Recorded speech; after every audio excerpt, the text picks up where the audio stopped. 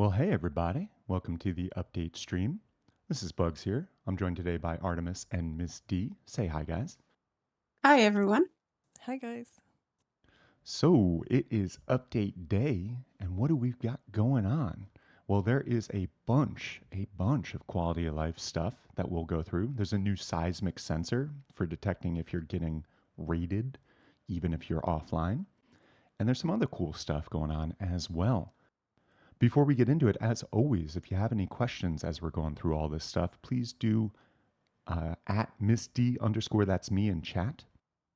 And we'll get to as many questions as we have the opportunity to. Also, the update is expected at normal time. So 2 p.m. Eastern, 7 p.m. BST. So basically like 59 minutes from now, give or take. And this update, as with all First Thursday updates, does force a map wipe across the board. Now, also, there is no forced blueprint wipe today, although many servers do choose to wipe blueprints. The majority of Rustafied servers are wiping blueprints today, with the exception of our US and EU medium 3, long 3, and uh, ZenLab servers. Had to think about that last one real quick. But yeah, those are the servers that don't wipe blueprints with Rustified unless it's forced, but all other Rustified servers are wiping blueprints, but no forced blueprint wipe today. So let's get into it. What do we got going on? Well, first and foremost, let's look at this new seismic sensor.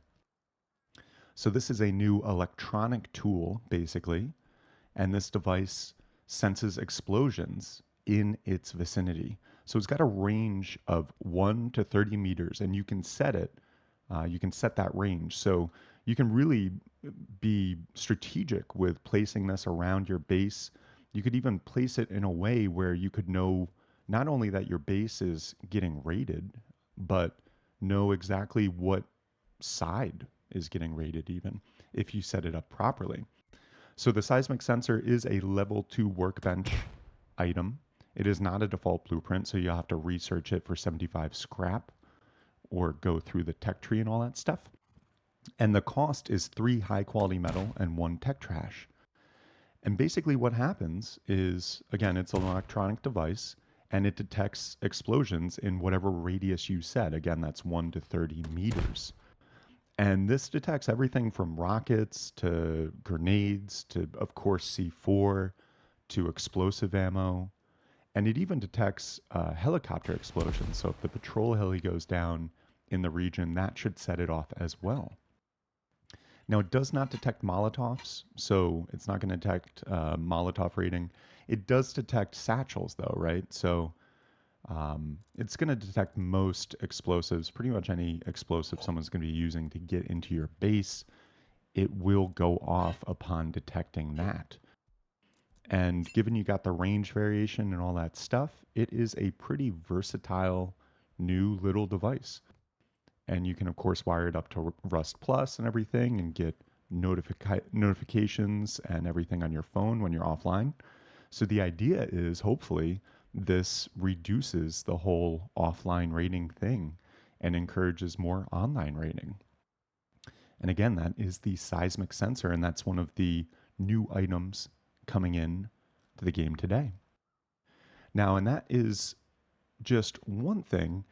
There's not a ton of new items coming in today, but in fact, one of the main focal points, it seems, of this update and the last month of development was a bunch of quality of life changes and a number of miscellaneous fixes. And these are kind of all over the place, but I really think the devs did a great job of taking various aspects of the game and looking at how they can improve the quality of life for that and enacting some changes to do just that, improve the quality of life.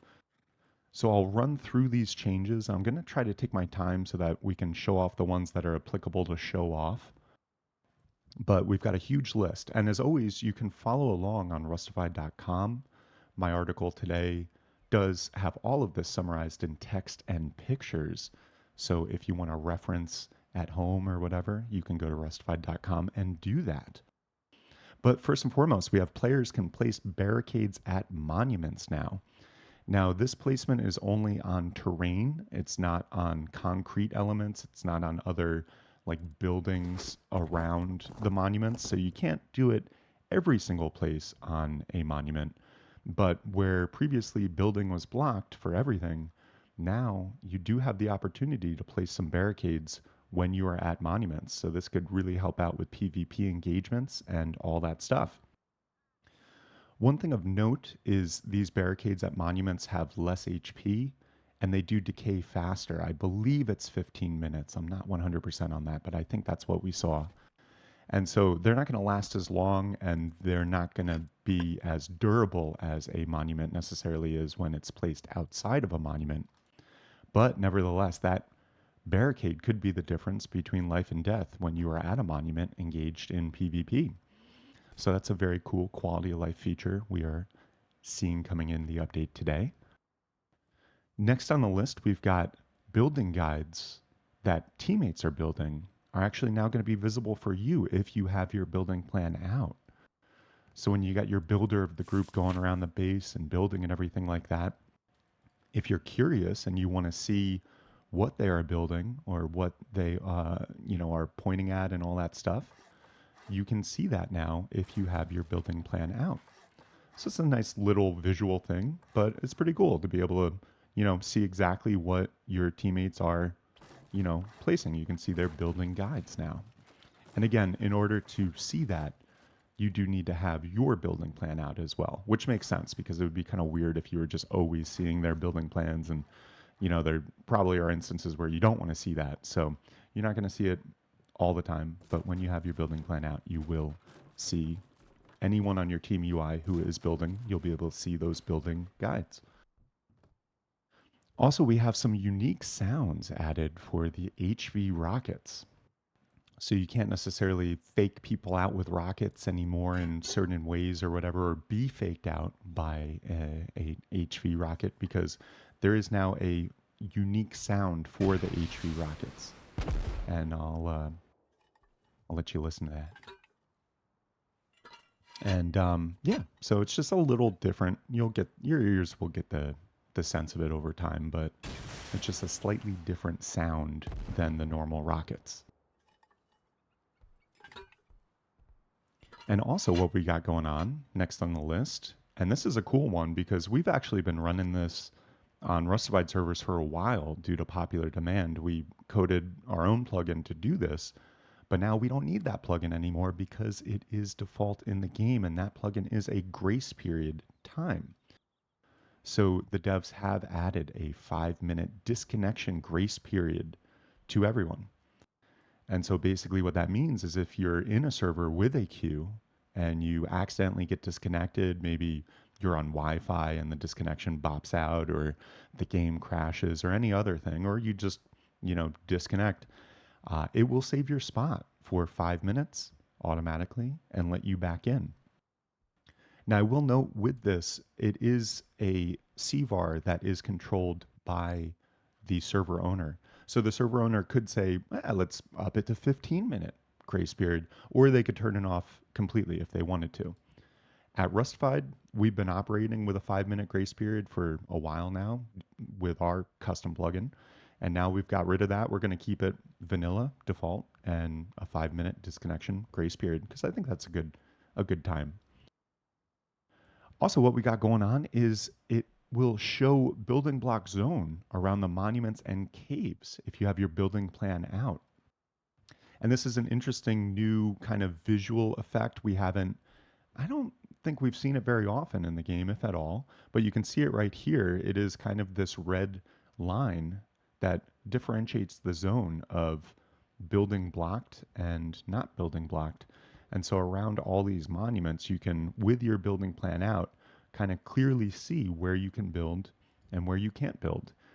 And this is definitely nice if you like building near monuments and you start kind of offset from a monument, but you're not sure if you can get your whole base fitted in the space you need. Now you can see exactly where the line of demarcation is, where the building block zone is, and plan accordingly when you're building your base. And once again, that's around all monuments and caves with building blocked. And again, it only shows with your building plan out. Now, next on the list for quality of life stuff is they have blocked the ability for players to store non building items in cupboards. So, no more ore or things like that. If it's not a resource that helps, the upkeep of the building, then it's not going to be allowed to be stored in cupboards anymore. So, that's a little change they have done. Also, next on the list, we've got a change to the hammer radial menu. And this is a cool one because if you've ever been trying to quickly upgrade or build and you've misclicked because you rotate or worse, you delete something accidentally, because if you remember, the radial menu would be variable based on, what's available.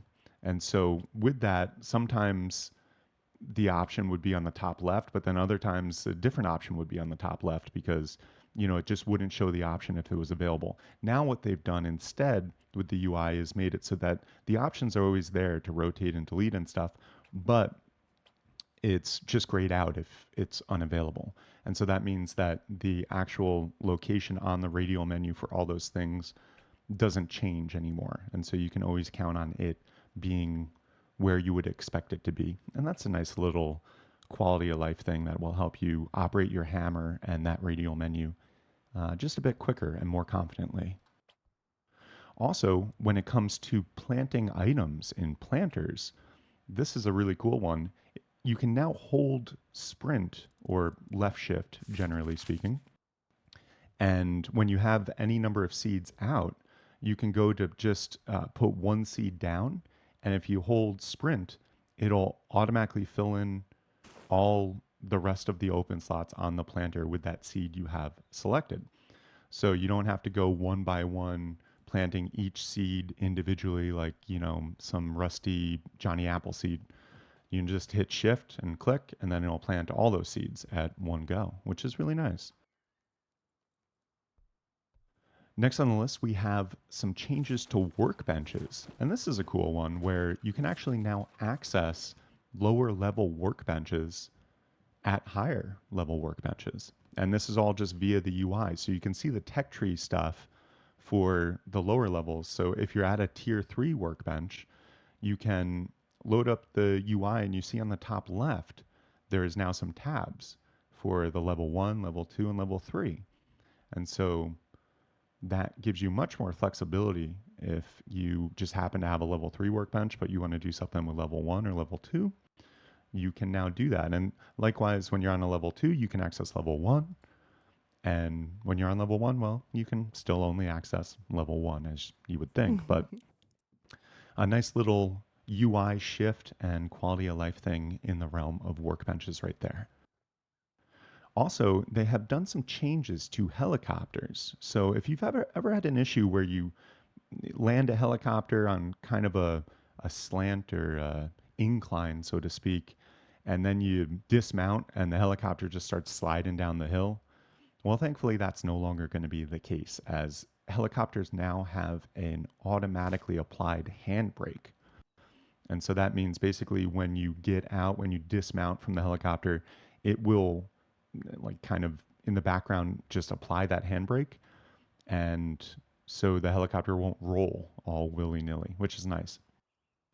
On top of that, they've also improved the ground travel of helicopters because they were seeing when you were traveling on the ground and you got above a certain speed, like 18 km per h, uh, the damage, if you start hitting things, it was doing a lot of damage and it would just destroy your helicopter like immediately. And so what they've done is they've made it so you can go upwards of 25 kilometers per hour without incurring damage on the ground when you hit things. And then if you're going above 25 kilometers per hour, it will only do like 5% damage to the vehicle as opposed to 15 previously. So it's all to say you can now travel faster on the ground with helicopters and incur less damage, have a little more flexibility when it comes to, hitting some random things on the ground. Next on the list, we've got the medium battery now fits under half walls. They have decreased the size of the medium battery by, about 15%. And what that decreased scale gives us is the ability to fit medium batteries under half walls.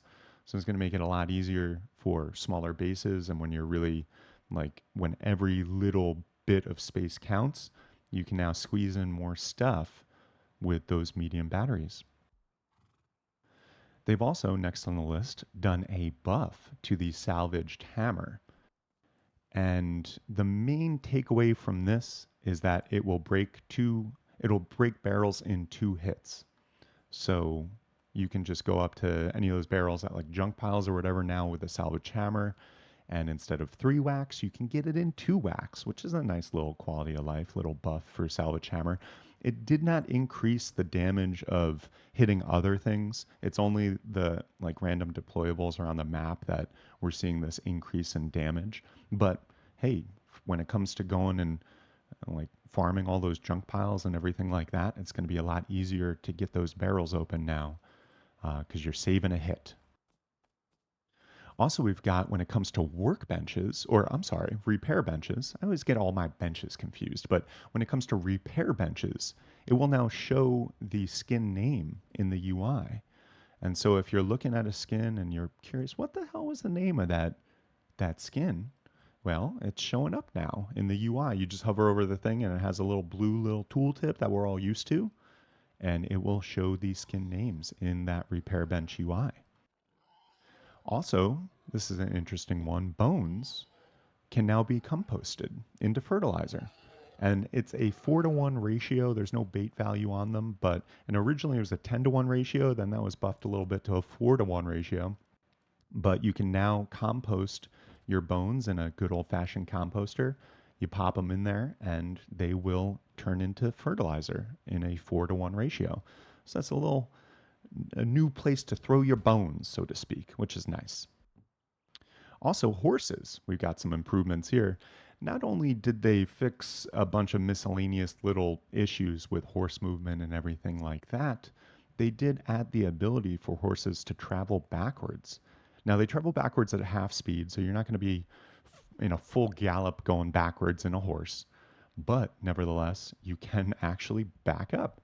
You- I'm in my head each time I'm hearing the beep beep beep, but Right. there's no beep because it's a horse. But you can go backwards, and it's a half speed kind of type of thing. On top of that, when it comes to horses, they also buffed horse armor a little bit in that the horse armor slows down the horse a little bit less. So you're going to be able to go a little bit faster when you're rocking out with that horse armor, which is nice as well. Next on the list, we have SAM sights have a new input to toggle defender mode versus target all. And so this is an electronic node input, so you can have control and electronically change at your will if the SAM site is going to be in defender mode or in target all. If you forget, defender mode was a quality of life addition that was added about 2 years ago, and what it does basically is only will target and protect against the MLRS rockets or whatever. So it won't fire at vehicles and stuff like that. So if you just want to defend against that MLRS attack, but you don't want to waste ammo on helicopters flying by and stuff like that, you can switch your SAM site to defender mode only, and it will only go off if it's protecting your base against the MLRS, whatever. Also, when it comes to vendor UI and just vendors on the map, we've got a little more insight now when it comes to people selling weapons. Because previously, a weapon could be for sale, it could have 3 attachments on it in the vending machine, but you wouldn't know it because there was no information on that. You could only see that the weapon was for sale. Now there is a little tooltip that has been added, which will show the weapon attachments that are attached to it as well. So you have, as a buyer, a full awareness of what's going on with regards to the exact weapon you are buying. Also, if we go into the realm of industrial, there are a couple changes here. First, the conveyor filter menu for industrial items has been made larger, so you can just see more stuff in one go. They have made the search size larger, so you got more search results. And on top of that, you can actually add more filters than you could before. Before you could only add 12 filters to one conveyor. Now you can add up to 30 item filters in one conveyor. So you've got more flexibility there. The UI is improved so you can see a lot more. And yeah, just overall, quality of life. That's the name of the game here. Next on the list, we have increased laser detection range.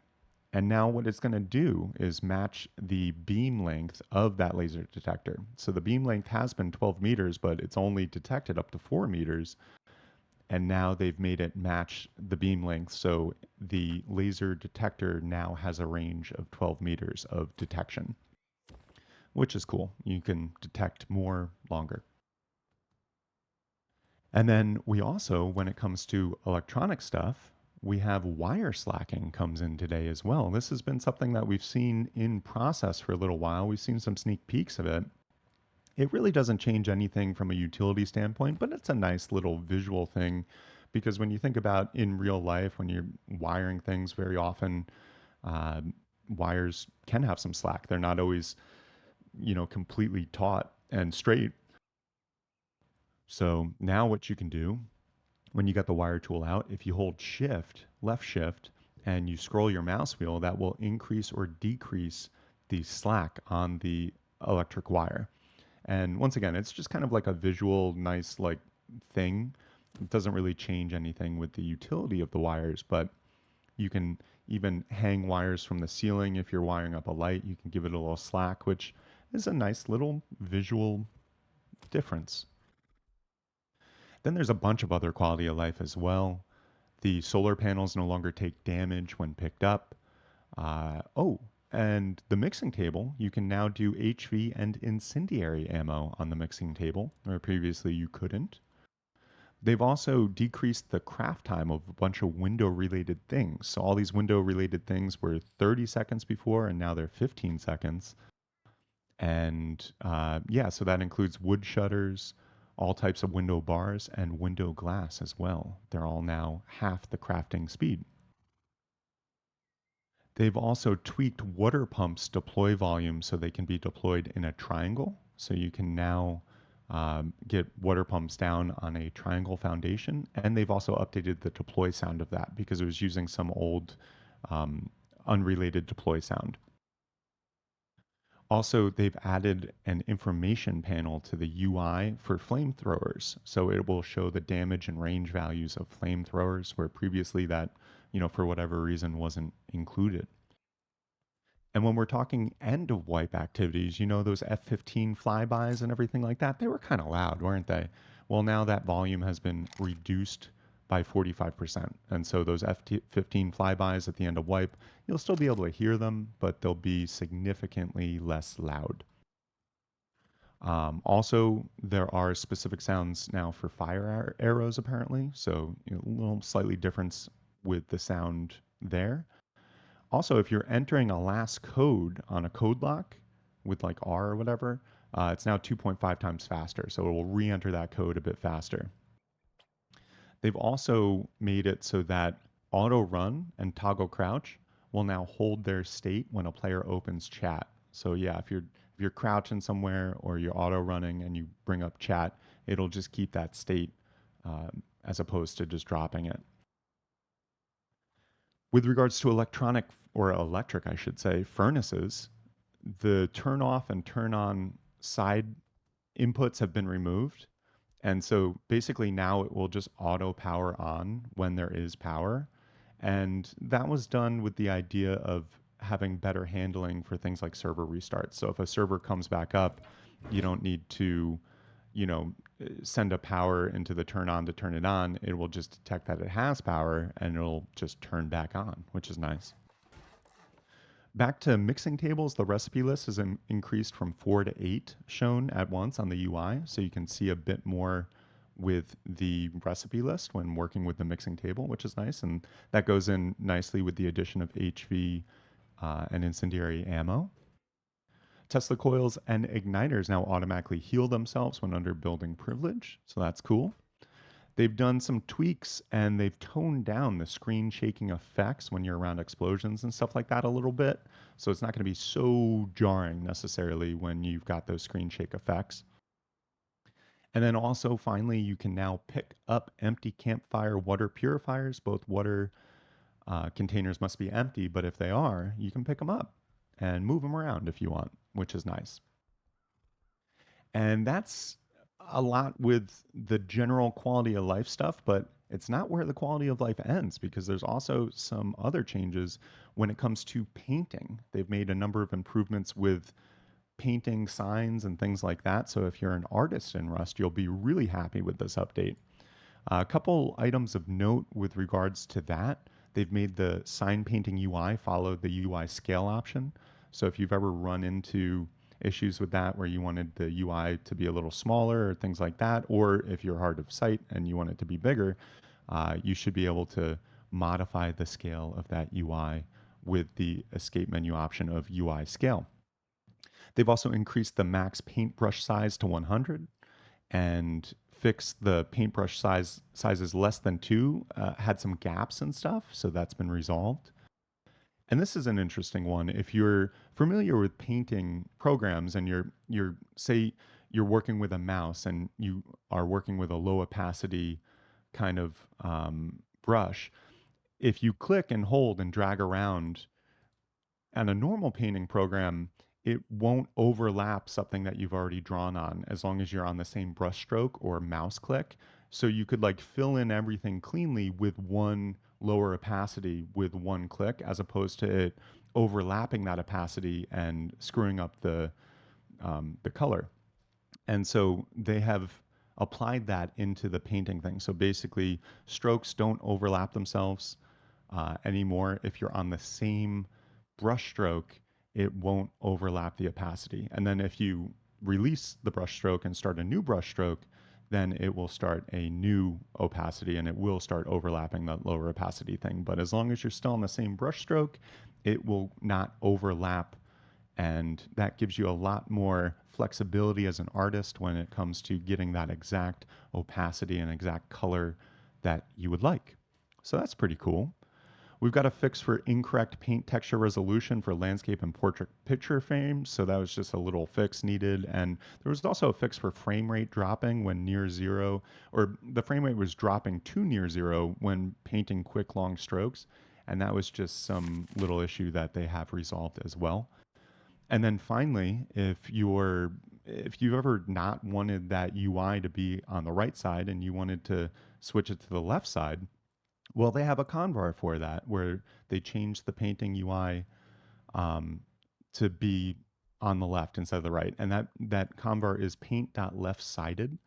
And if you set that to one, then it'll move the paint UI over to the left-hand side instead of the right, which is nice.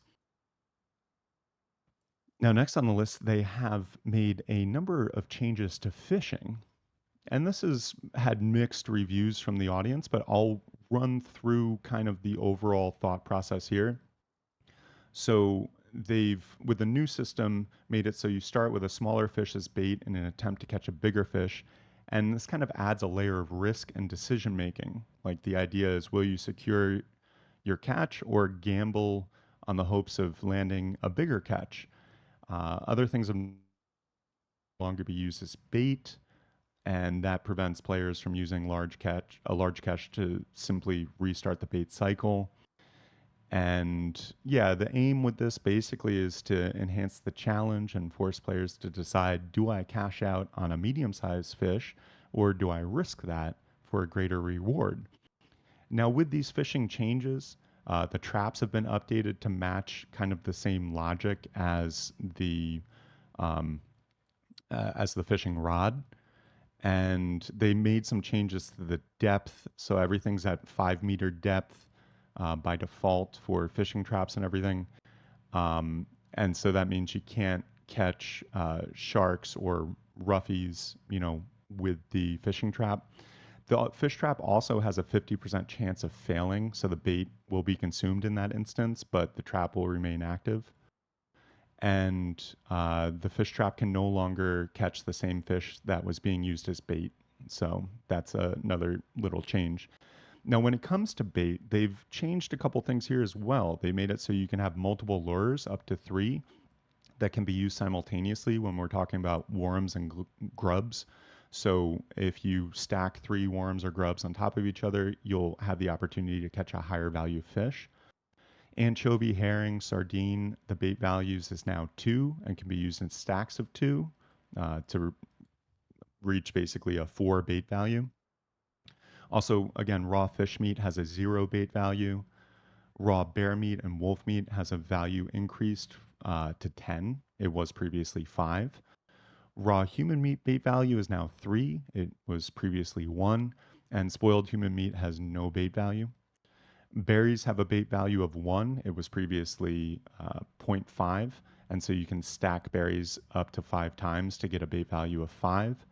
Raw fish is now valued at Oh, and this is confusing because, and I'm sorry, I've been trying to get, and I realize I've confused it again because they made a couple changes to fishing and then they iterated on those changes, and it was honestly a little hard to track. But I'll correct, raw fish now has a bait value of zero point 0.5 bait, and you can stack it to three, so up to a 1.5 bait value. So you can use raw fish meat, but it's only a zero point 0.5 bait value, basically the same as a berry. And then if you're working with catfish, small shark, salmon, orange roughy, trout, and yellow perch, they have a bait value of 10, and that eliminates the possibility of losing valuable fish for a lower value fish. So those are the fishing changes. Also, I realize I got to keep an eye out for this update coming out. I do want to also acknowledge our overlay that's normally on the top left that says like server update out, client update out. It's on the fritz this month. So we'll have it back next month. So I'm sorry it's not there, but I'll tweet when the update's out and of course tell you on here as well. Uh, Next on the list, we have some shifts to monument no build volumes. So basically, the areas around monuments which block building have been shifted, and they basically now a lot of them use a sphere collider. And when we're talking lighthouse, mining outpost, supermarket, gas station, warehouse, those have a 100-meter build radius, and quarries now have a 70-meter build radius. The net result of this is things are going to be a lot harder to wall off. Again, you can see the exact volume, no build volume around with your building plan out. That was a quality of life change. But they also shifted a lot of these build volumes to make it a little harder to wall everything off. With this, they also did reduce the no build volume at Desert Military Base and Arctic Research Base. But with that, they also increased the no build volume slightly at Launch Site and Sphere Tank. And then they also did a number of fixes on top of all this quality of life stuff. We have seen just a slew of miscellaneous fixes all over. I don't think I'm going to read through all of them. I didn't even include every single one on the article on rustified.com because, geez, there's so many. And, but a couple things, and sorry, the lawn mowing people are mowing the lawn. I hope you guys can't hear it, but it's really pissing me off because I tell them specifically every Thursday, 1 p.m. to 2 p.m., don't mow the fucking lawn. And here they are out there mowing the lawn on our biggest stream day. So I hope you can't N- hear that. But no, I can't hear No, it's good anything. okay, for good. now, yeah. Yeah, then it's just me being affected because I'm over here getting fucking pissed that they're out there mowing the fucking lawn when there's one Motherfucker. hour a week. There's 1 hour a week not to do it. And that's the 1 hour they choose to fucking do it every week. Motherfucker. Okay, Anyway, Bugs, I'm I lied. sorry. I can hear it. Yeah, sorry. First world Just kidding. problems. What am I gonna do? Oh, okay. Yeah. Anyway, it's like so dumb, but I'm literally over here sweating with anger that they're doing it. I'm gonna let it go, but man, is that distracting. Anyway, so they did a bunch of fixes. Where was I? They did a bunch of fixes, and the shelter front colliders are now more accurate, and they fixed some floating CCTV camera stuff. I'm gonna go fire these fucking people right after this. I swear to God, I'm gonna go fire these fucking people. Also, on top of that, the scrap transport helicopter speed, the airspeed gauge on that now matches the actual speed, so that's good. They fixed F1 grenade skins not appearing when you throw a grenade, so that's cool. They adjusted the attack rate of the chainsaw down slightly so that it's hitting closer to where the view model actually looks like it's hitting. They fixed some stuff with the wildlife cull mission not registering polar bear kills, and they fixed the oil rig not spawning on the top of the map as often as expected. and some miscellaneous other things. The Bradley visuals should be a little bit better this month as well. And if you really want to geek out on a full list of the fixes, check out the article on rustified.com. And there's like a bunch more there, but I'm not going to run through them right now. On top of that, there's some other stuff. SAM sites no longer target sleeping or kinematic vehicles. They also, in a shift for more political correctness, I guess, or just to align with what more people, the nomenclature that people use, they renamed suicide to respawn in the main menu. So you no longer commit, now you commit respawn. So that's cool. And also, as we look into this coming month in development, the hood and cuffs functionality has been added to aux 2 branch. So we'll be showing that off a bit more next week on our update preview stream, as we do stream every week, same time, same place, to let you know what's going on in Rust development. But it does look like hood and cuffs functionality is going to be coming in next month, and that's going to allow people to handcuff other people and put a hood on them, kind of see their inventory but not fully access it. And then if you are a unfortunate prisoner and you're cuffed and hooded, it looks like there's going to be a mini game to kind of get out of it. So that's cool, and that's on aux 2. We'll share more about that next week because it's not coming in the update this week. Also, for anyone wondering who is tuning in and watching Rust development for this month, the bikes are not coming in. The motorbikes and the bicycle and everything, not coming in this month. Probably next month, if I had to guess. They made some good progress with them, but I don't think they were exactly ready to go. So we'll probably see that next month. A couple internal things, real quick. EU Trio 2 is now shifting to EU Trio Monday. So if you're in the EU and you like playing Trio, we now have a bit more options here. Instead of having the two trios that are exactly the same biweekly wipes, we've moved Trio 2 to be a Monday wipe server, and it's going to wipe weekly. And so weekly wipe schedule on Monday, same blueprint wipe schedule as it had before. So the blueprints will still wipe every month with forced wipe. But uh, yeah, you can now have a Monday wipe trio option if you're working in EU. And with that, there's no changes to EU Trio 1. So you don't have to worry about that. If you like playing Trio 1, that's going to stay the same. But Trio 2 is now EU Trio Monday. Also, I do want to announce that we've got Charitable Rust coming up. That's going to be October. Oh man, I knew I had it in my head and then it just dropped out of my head. It's either the 14th or the 12th. I think It it's the doesn't matter at 12th this this point. time. Yep, It's the 12th, right? Yeah, I because it was think the so. 14th last year. Yeah. So, yeah, October 12th is going to be our yearly charity event. This year, we're going to be supporting Direct Relief. This is a charity we've worked with in the past, and we really love what they do. What they do is provide aid to people in conflict zones around the world and people who need the most support around the world.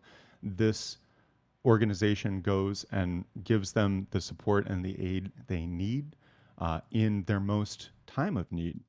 And so it's a really awesome cause. And we've got that event is the planning and production of that is well underway. We're going to have the plan is to have a week wipe event server where it'll run for a week. It'll be like a 2x vanilla thing. But then on top of that, similar to last year, there's going to be different islands with different activities and different mini games and various things you can do. There's going to be talent shows and art contests and all this stuff. There's, of course, going to be Twitch drops and items available on the item store, the proceeds of which all go towards this amazing cause as well. So that's just several months away. Once again, October 12th is going to be when it kicks off. That's a Saturday. And we're really excited about this charity event because, well, I mean, in the past 9 years, we've raised over $1.3 million for various charities. And I'm confident this year we're going to bring that cumulative number well over 1.5 million total raised for various charities. And just it's really incredible. Over the past 9 years, we've built schools in South America. Last year, we raised over $300,000 for Charity Water, which has brought over 10,000 people fresh water access in India and other places like that. Um, all these events we have all had a profound positive impact on various people around the world who need it most.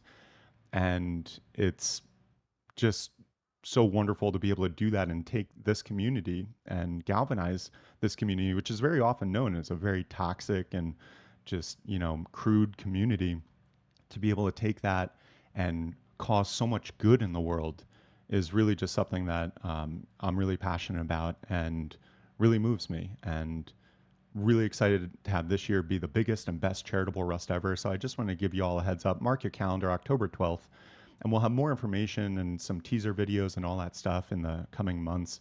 But really excited to have you there. And yeah, we'll have more information as we get closer to that event. And now, without further ado, Miss D, do we have any questions from the audience? I'm sure there's more than a couple. Yeah, we have a shit ton. I don't even know if we can get through all of them, but Oh, we let's definitely go. can't. Oh, you think so? We'll see. No, I said Um, can't. oh, I can't? said cannot. Okay. Yeah, no, we cannot. Cannot. I can't. Okay, so is it a force wipe and is it a blueprint wipe? A bloop wipe? Bloop A bloop wipe. wipe. Bloop bloop. Yeah, Yeah, you yeah, know. it is a forced map wipe, no forced blueprint wipe. Oh, and I'm just looking, the server update just hit a minute ago. So let me tweet about that. I got a draft tweet already just for this occasion. There's that draft and post. And that's a good sign because with the server update coming out now, that means the devs are on time with this. What we normally see is the server update comes out, and then about 10, 15 minutes later, we see the client update hit and the dev blog go live. And that's when we say the update is officially live. And so, by all accounts, it looks like the update is coming out on time this week, and I'll let you know as soon as that client update hits. But yeah, it is, as with all first Thursdays, it is a forced map wipe. There is no forced blueprint wipe, and we haven't seen a forced blueprint wipe in over, I want to say, 2 years now. So they only do that very rarely. However, many Rustified servers do wipe blueprints when the update hits. The exception of that being US and EU Medium 3, Long 3, and Zen Labs. Those only wipe blueprints when they force it. And also, I saw several people asking, why don't you wipe on EU Synlabs? Uh, that was just kind of, there were some people who wanted, expressed an interest in having a, smaller uh, environment that was bi-weekly and didn't wipe. And so we decided to shift to that. Zen Labs, I'll be honest, is one of our servers that we shift the dynamic of um, all the time, kind of. It was running custom maps, and I it was originally meant to be running custom maps, but the state of custom maps is not so hot right now. I'm hoping that by the end of the year it gets better and we can switch back to custom maps. But it's all to say Zen Labs is kind of just this playground. Well, we'll try different dynamics, try different things, and really see what sticks. And so one of those things as of late was no forced blueprint wipes. Is Habits ever coming back to your servers? It might. Again, this is kind of related to the overall macro state of just custom maps in the game.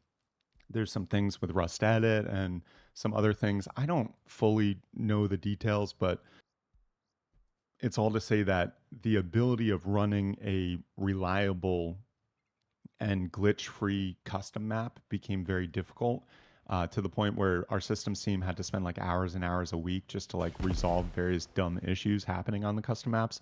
And so with that, we decided just to switch Zen Labs to a small proc gen map for the time being. So it's more PvP oriented, no blueprint wipes, and I think I might have said bi-weekly wipe, but Zen Labs is a weekly wipe. I apologize for the misspeak, but yeah, it's a weekly wipe, no BP wipe, kind of environment. And we probably will switch back to custom maps and maybe even Habits at some point in the future. But really, we need some positive changes to the custom map making scene before that's really viable again. Does F1 grenade set off the new sensor? Yes, indeedy. And explosive ammo does too. Rockets, Wow. satchels, C4, all that stuff. The only kind of thing that you might be on the fence about it, whether it does or doesn't, and it doesn't, is Molotovs. Do not set off the seismic sensor. And actually, I wonder if we can test because I just noticed something on stream. I think if you have the same deployable out, you can actually see each other's deployable too.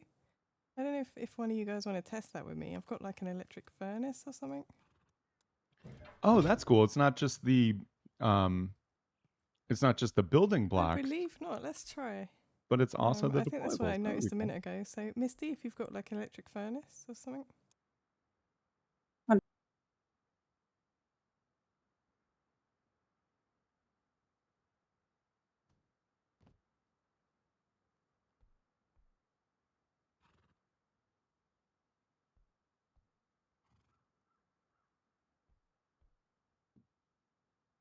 I got one. Can Yeah, you see it or so no? I can. So let me just get something that isn't the same deployable and test that quickly. That's pretty cool. So you can see not just when they're placing, building blocks, Oh, it but looks also like it's any placing different things deployable around the here. map. So yeah, yeah, it's not Yeah, good just with find. the building plan.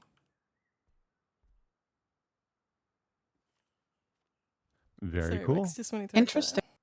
No, good spot. I dig it. Quality of life for the win. Can you put this sensor in the core of the base, or does it have to be placed outside the base? No, it can be at the core of the base. It could be anywhere on the base. And what you'll want to just keep in mind is it has a adjustable range. So you can adjust it from 1 to 3 meters, 30 meters, I should say, of detection range. So if it was in the core of the base, you'd probably want to up that number. If it's right on the edge of the base and you only want to know, say, because I can see instances where people not only want to know that their base is being rated, but they want to know what side of their base is being rated. And so I could see where they could put these on the external sections of the base and then lower the range of it so it only goes off if someone's attacking that side of the base. Sorry, give me one second.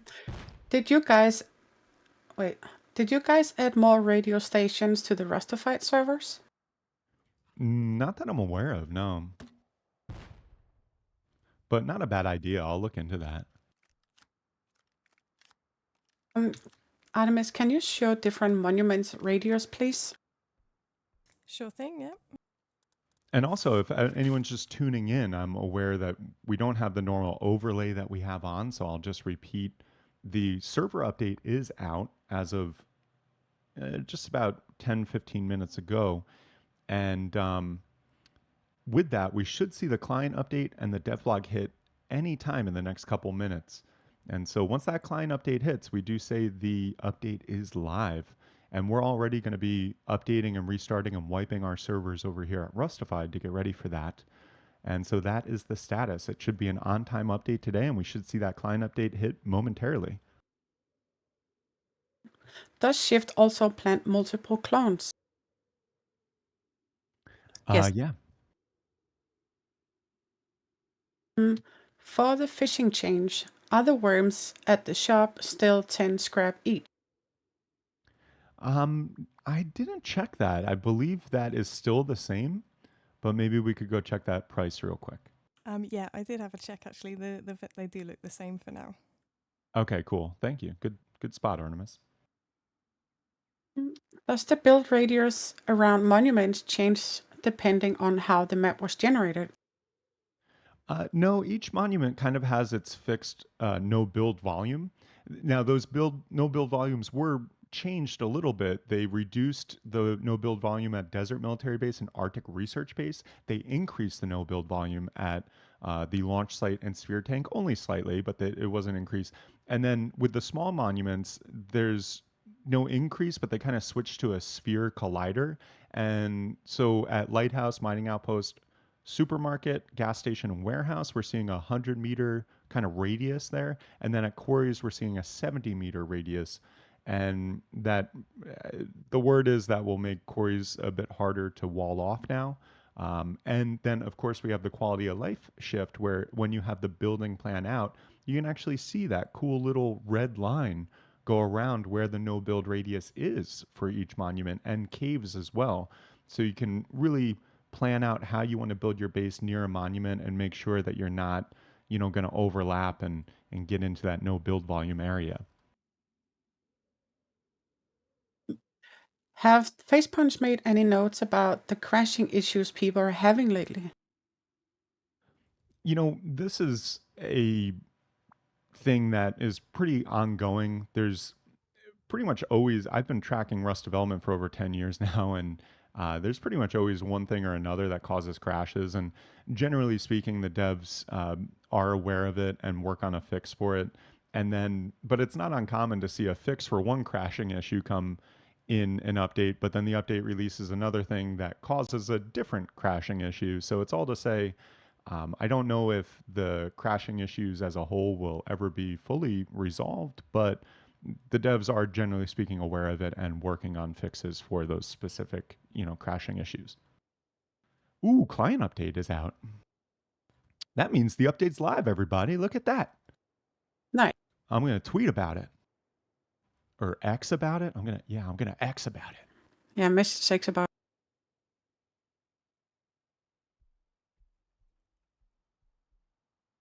Boom, client update is live. Let's see, is there a dev blog out yet?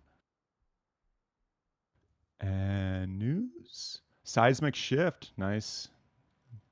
Nice wording. Nice title. I was considering that one too. Um, awesome. Dev blog's out, client update's out. Update is live, everybody. So if you're not seeing the update on your Steam library, restart Steam or verify integrity of local game cache. If you know how to do that, you don't have to do the whole thing. You can cancel it immediately, but the first part of that is to ping Steam servers for an update. But there is a client update out. We are updating the servers and they should be coming up if they're not up already. I haven't even checked, but I know my systems team is working on that. So, yeah, the update is live. And a huge thank you, everyone, for tuning in. As always, we're not the Facepunch developers. We're not on the Facepunch payroll. We're just an independent organization who loves reporting on the development of this game and running the best servers that we can. And the only way we can do that week after week, month after month, year after year is through the support of the community. So to everyone who tunes in and watches, to people who give bits and subscribe on Twitch, and to our wonderful, beautiful, loyal VIP customers, thank you all so very much for the support. We wouldn't be able to do this without you. So much love to you all. Thank you so much. Thank you to my co-MCs as always, Artemis and Miss D. Awesome work as always. You're welcome. Can you check your PM real fast? Oh yeah, are we raiding somebody? Yeah. Oh yeah, we're gonna raid Posty. Wow, Mhm. we actually remembered. Okay, Did yeah. we now? So yeah, we're gonna wind this puppy down. I'm gonna go make sure that all our servers are coming up and monitor all this stuff to make sure it's all running smoothly. I hope you all have a wonderful week and a wonderful wipe. This is Bugs signing off. But stay around because we're gonna raid Posty right now. So much love to you all. Have a great week. See you next week. And so long. Let's go raid Posty.